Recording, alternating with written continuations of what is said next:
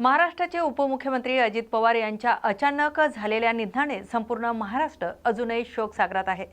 अग्निदानानंतर अवघे काही तास उलटले असतानाच राजकीय वर्तुळात सुरू झालेल्या चर्चांवर आता प्रश्नचिन्ह उपस्थित होत आहेत। याच पार्श्वभूमीवर मुंबईत घेतलेल्या पत्रकार परिषदेत शिवसेना उद्धव बाळासाहेब ठाकरे गटाचे खासदार संजय राऊत यांनी शोकाच्या काळात सुरू असलेल्या राजकारणावर तीव्र नाराजी व्यक्त केली आहे। विमान अपघाताच्या चौकशीपासून विरोधी पक्ष नेतेपद, आर्थिक संरक्षण आणि सरकारच्या भूमिकेपर्यंत राऊतांनी आज अनेक थेट सवाल उपस्थित केलेत। नेमकं काय म्हणाले संजय राऊत? कुठे सरकारला आव्हान दिलंय आणि याच वक्तव्यानंतर पुढे राजकारणाला काय वळण लागणार? आमचा विशेष पॅकेजमध्ये अपघात चौकशी आणि राजकारण, संजय राऊतांची भूमिका मध्ये पाहणार आहोत। अजित पवार यांना कालच अग्निदान देण्यात आलं असताना राजकीय चर्चा सुरू करणं अमानुष असल्याचं संजय राऊत यांनी म्हटलंय। बघा, अजितदादांनी कालच अग्नी दिलेला आहे। अजितदादांचं जाणं या धक्क्यात सावरलेला नाही। तरी जर कोणी त्यांच्या नावानं राजकारण करत असेल तर ते सर्वस्वी चुकीचं आहे। एकतर त्यांचा कुटुंबावरचा आघात मोठा आहे। त्यांचे जे तळागाळाचे कार्यकर्ते ते सोडून द्या, ते मंत्री वगैरे ते त्यासाठी झालेले असतात, बरं का। तळागाळाचा कार्यकर्ता जो आहे, सामान्य माणूस आहे, ज्यांचा अजितदादांशी अनेक कारणाने संबंध आहे, त्यांना बसलेला धक्का हा महत्वाचा आहे। अशा वेळेला राजकीय चर्चा करणं पुढले 15 दिवस, किमान 15-20 दिवस, हे सर्वस्वी अमानुष आहे। आणि हे सगळे विषय त्यांच्या पक्षांतर्गत आहे। आणि अशा पक्षांतर्गत विषयावरती या क्षणी आम्ही बोलणं हे योग्य नाही, किंवा त्यांच्या कुटुंबाच्या संदर्भात काही निर्णय असतील त्याच्यावरती आम्ही मत व्यक्त करणं हे योग्य नाही। कारण आपण पाहिलं असेल, कारण कुटुंब पूर्णपणे कोलमडून पडलेलं आपण पाहिलं असेल। त्या पवार कुटुंबातला प्रत्येक घटक, त्याच्या डोळ्यामध्ये अश्रू आणि हुंदके होते। राजकारणाचा विचार करायला आता कोणाकडे वेळ आहे? स्थिरस्थावर झाल्याशिवाय सगळं कोणी बोलणार नाही या विषयावर। आणि तुम्ही असे प्रश्न विचारून त्या विषयाला पाटे फोडू नका। या शोकाच्या काळात राजकीय डावपेच खेळले जात असतील तर ते चुकीचं असले असं राऊत म्हणाले। आता मी काय बोललो? आता मी कोणत्या विषयावर बोललो? की या विषयावरती आता बोलणं हे अमानुष आहे। जर कोणी हा विषय काढला असेल तर ते माणुसकी शून्य लोक आहेत। मग त्यांच्या पक्षातले मंत्री असतील किंवा आमदार असतील। त्या बाईने आपला पती गमावलेला आहे, कुटुंबाने एक कर्ता पुरुष गमावलेला आहे, तिच्या डोळ्यामध्ये अजून अश्रूच्या धारा वाहत आहे। अशा वेळेला तुम्ही कोणी नेतृत्व करावं ह्याच्यावरती आता पत्ते आणि डाव खेळत असाल तर ते अमानुष आहे। म्हणजे त्याच्यावरती मी बोलणार नाही आता। अजित पवार यांच्या विमान अपघाताच्या चौकशीनंतर बोलताना संजय राऊत यांनी नागरी उड्डाण महासंचालनालयावर गंभीर प्रश्न उपस्थित केलेत। मी 2 मागण्या केल्या, त्या अराजकीय आहेत। ज्या पद्धतीनं DGC, director general of civil एव्हिएशनच्या अंडर ही सगळी विमानांचं काम असतं, पायलट्स, मेंटेनन्स, वैधता, अवैधता, अशा अनेक गोष्टी असतात, त्याच्यावरती DGCचं नियंत्रण असतं। आणि गेल्या काही काळामध्ये अशा अनेक विमानांच्या अपघातामध्ये प्रमुख लोकांचं निधन झालेलं आहे। काही कमर्शियल फ्लाईट्स कोसळले, अहमदाबादला एअर इंडियाचं फ्लाईट कोसळलं, 300च्या आसपास लोकांचा मृत्यू झाला। त्यात ते गुजरातचे माजी मुख्यमंत्री विजय रूपाणी यांचं निधन झालं, कुटुंब जळून खाक झाले। अशा वेळेला तुम्ही फक्त असा एखादा अपघात झाल्यावर चौकशी करण्याची घोषणा करतात, त्या चौकशीचं पुढे काय होतं? जिथे राज्यातील आणि देशातील महत्त्वाची लोक ये जा करतात तेथे अशा मूलभूत सुविधा नसणं गंभीर असल्याचं ते म्हणाले। बारामती एअरपोर्टला रडार नव्हते अशी माझी माहिती आहे। ATC नव्हतं, कोणतीही यंत्रणा नव्हती, एक एअर स्ट्रीप होती आणि विमानं उतरत होती VIPची.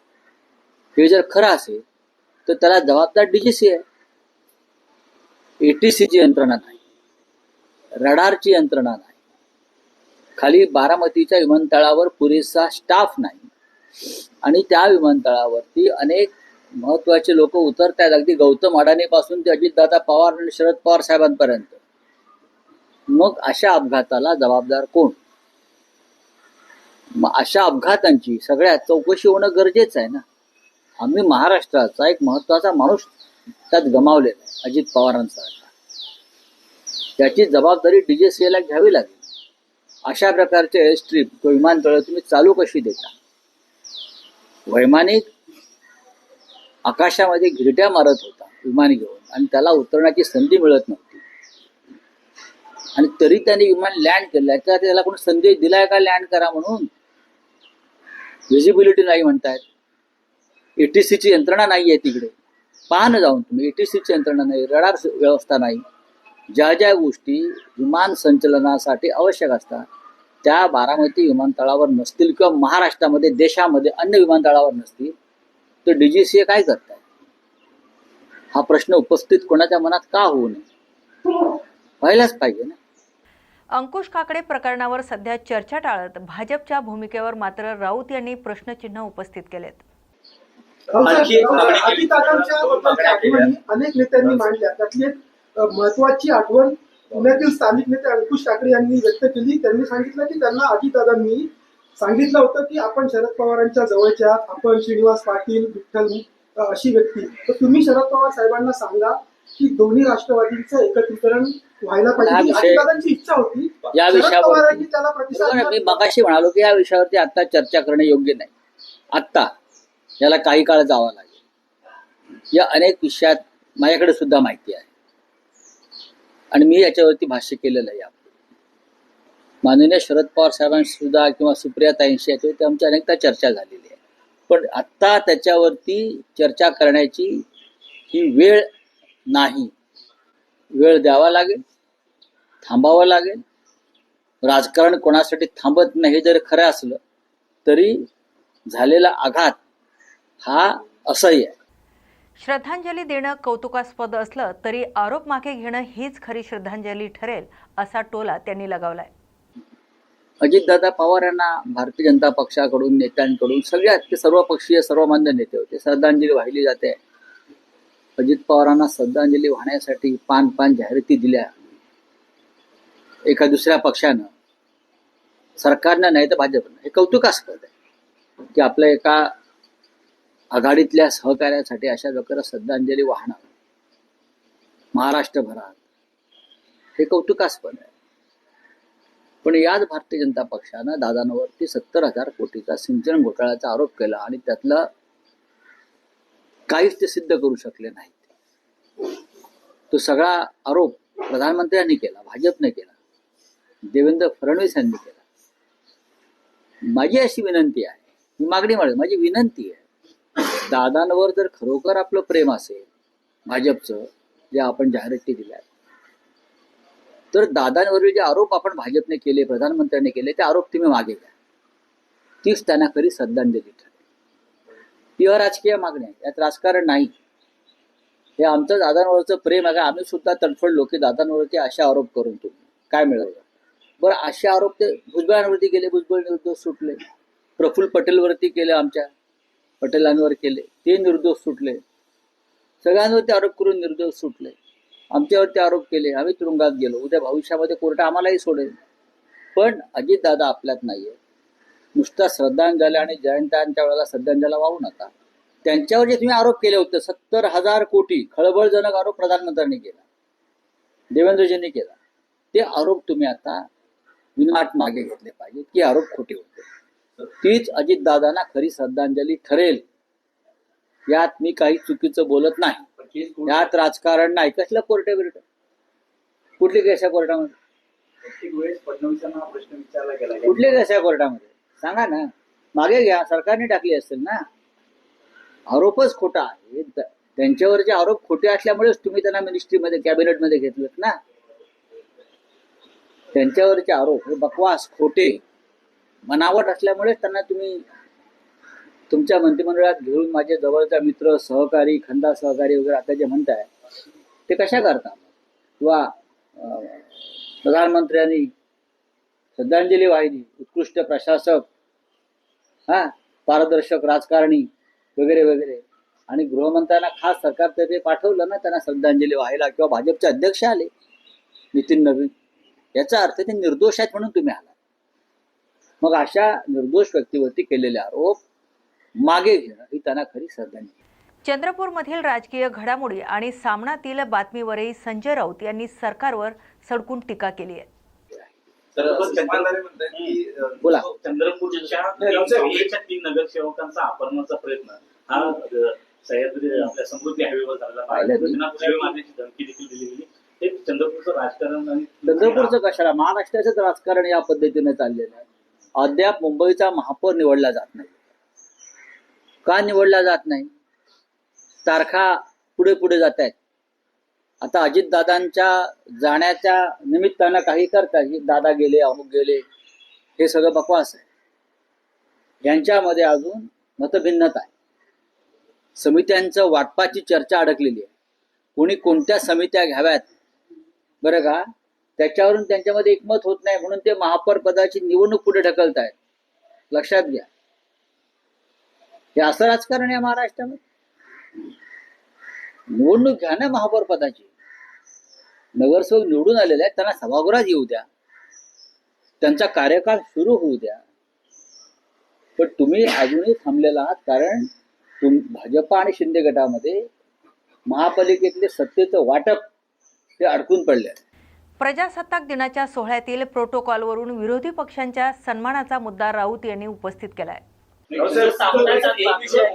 सामनामध्ये जी बातमी आहे ज्यात असं म्हटलं आहे की या विधिमंडळ अर्थसंकल्पीय अधिवेशनात नवा कायदा आणण्याच्या हालचाली सुरू आहेत, ज्यात विरोधी पक्षनेते पदासाठी आमदारांची संख्या निश्चित केली जाईल. बघा, हे शिवसेनेला किंवा विरोधी पक्षांना विरोधी पक्षनेतेपद मिळू नये यासाठी चाललेले डावपेच आहे. अत्यंत घृणास्पद असं एक कृत्य आहे की विरोधकांना विरोधी पक्षनेतेपद, ज्याला कॅबिनेट दर्जा असतो, विधान परिषदेत सुद्धा मिळू द्यायचं नाही आणि विधानसभेत मिळू, याला हलकटपणा म्हणतात. आणि या हलकटपणामध्ये जे सामील झालेले आहेत ते महाराष्ट्राची बदनामी करतात लोकशाहीच्या दृष्टीनं.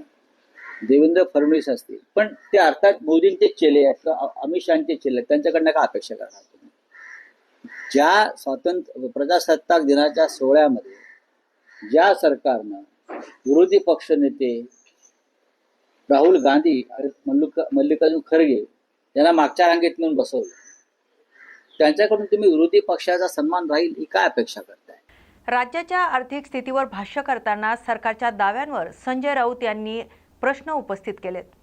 महाराष्ट्रात पण तेच होत आहे. चला थँक्यू. सर्वेक्षण क्या हिंदी में क्या आपला पक्ष कोणासोबत असणार? कारण काँग्रेसही दावा करतंय की आम्ही ठाकरेंच्या शिवसेनेसोबत संपर्क साधतोय. जोरगेवार असं म्हणतायत की ठाकरेंच्या शिवसेनेचे नगरसेवक चंद्रपूरमध्ये आमच्यासोबत राहतील आणि आम्ही सत्ता स्थापन. बघा, जोरगेवार काय म्हणतात मला माहित नाही. जोरगेवारी आता भाजपचे हस्तक म्हणून काम करतायत, बरोबर आहे.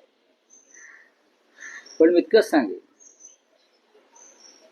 विजय वडेट्टीवार आणि शिवसेनेमध्ये सकारात्मक चर्चा झालेली आहे, एवढंच मी सांगू शकतो.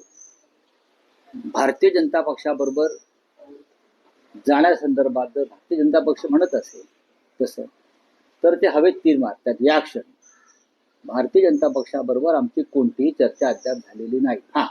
काँग्रेस बरोबर झालेली. विजय वडेट्टीवार यांच्याशी शिवसेना पक्षप्रमुख उद्धव ठाकरे यांच्याबरोबर चर्चा झाली. स्वतः विजयराव हे मातोश्रीवरती आले होते, तिथे चर्चा झाली. त्यांचा आणि आमचा संवाद सुरू आहे आणि निर्णय होईल 1-2 दिवसात. राष्ट्रीय स्तरावरचा विषय आहे की भाजपने एक मुद्दा उपस्थित केला आहे की विरोधी पक्षनेते राहुल गांधी हे अनेक शासकीय कार्यक्रमांना उपस्थित राहत नाही. त्यांनी अनेक उदाहरणं दिली आहेत. गेल्या वेळेसचा स्वातंत्र्य दिनाचा कार्यक्रम असेल, काल कर्तव्य पथावर झालेली परेड असेल, चीफ जस्टिसची नियुक्ती असेल, त्यावेळेस प्रोटोकॉल प्रमाणे चीफ जस्टिसची नियुक्ती अशा अनेक शासकीय नाही, मला- प्रोटोकॉल प्रमाणे त्यांनी नाही, नाही. उपस्थित राहणं आवश्यक आहे. पण ते- प्रजासत्ताक दिनाच्या सोहळ्यात राहुल गांधी उपस्थित होते. तुम्ही त्यांचा काय मान सन्मान ठेवलात? भारतीय जनता पक्षानं उगा तांडव करू नये. स्वातंत्र्य दिनाच्या प्रजासत्ताक दिनाच्या सोहळ्यात मल्लिकार्जुन खरगे आणि राहुल गांधी हे 2 विरोधी पक्षनेते उपस्थित होते. तुम्ही त्यांना ऐरे गैरे पहिल्या रांगेत बसले. मंत्री आणि मंत्र्यांचं कुटुंब असेल, अमुक असेल, आणि गांधी कुटुंबाचा प्रमुख माणूस, ज्या गांधी कुटुंबाने देशासाठी महान त्याग आणि बलिदान केलेलं आहे, राहुल गांधी विरोधी पक्ष नेते आहेत लोकसभेचे. तुम्ही त्यांना मागच्या रांगेत बसवता आणि काय तुम्ही प्रोटोकॉलच्या गोष्टी करता तुम्ही?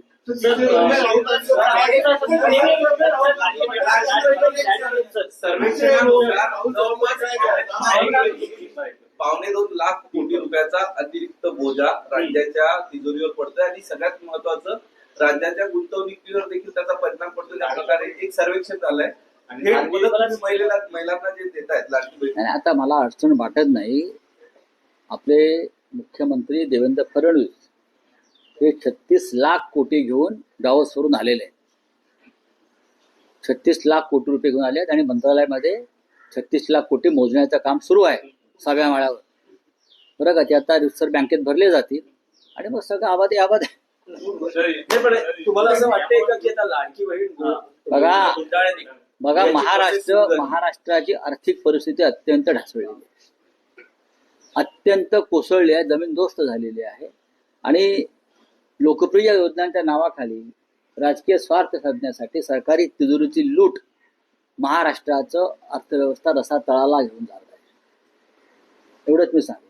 सर, राहुल गांधी को खरगे को लास्ट में बिठाया गया था, इस बार क्या कहना है? नहीं, मैंने पहले भी कहा है, ये सरकार जो है, चाहे महाराष्ट्र की हो या चाहे केंद्र की, नेता प्रतिपक्ष के बारे में जो उनका रवैया है, ये लोकतंत्र के लिए ठीक नहीं है।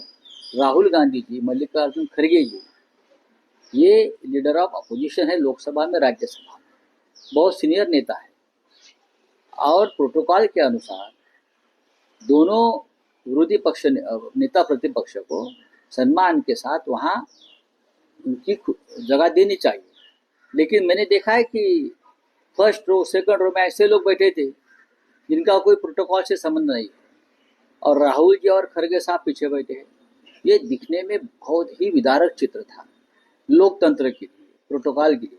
लेकिन ये लोग करते, महाराष्ट्र में तो अब एक कानून ला रहे हैं कि किसी भी हालत में विधानसभा और विधान परिषद में अपोजिशन को नेता नहीं मिलना चाहिए, नेता प्रतिपक्ष नहीं मिलना चाहिए, इसलिए लोग कानून बना रहे हैं। ये उनकी लोकतंत्र के बारे में उनका मोहब्बत है।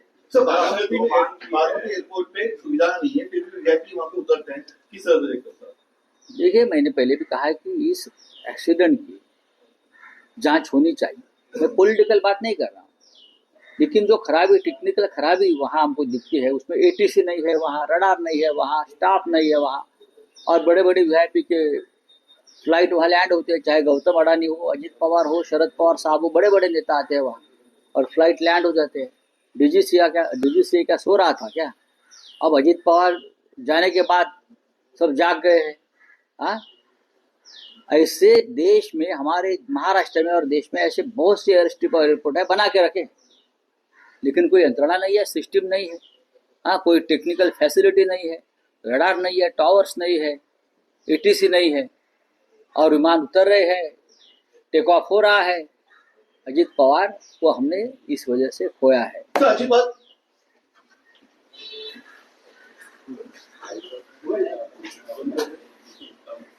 एकीकडे शोक, दुसरीकडे चौकशीचे प्रश्न आणि तिसरीकडे राजकीय आरोप प्रत्यारोप।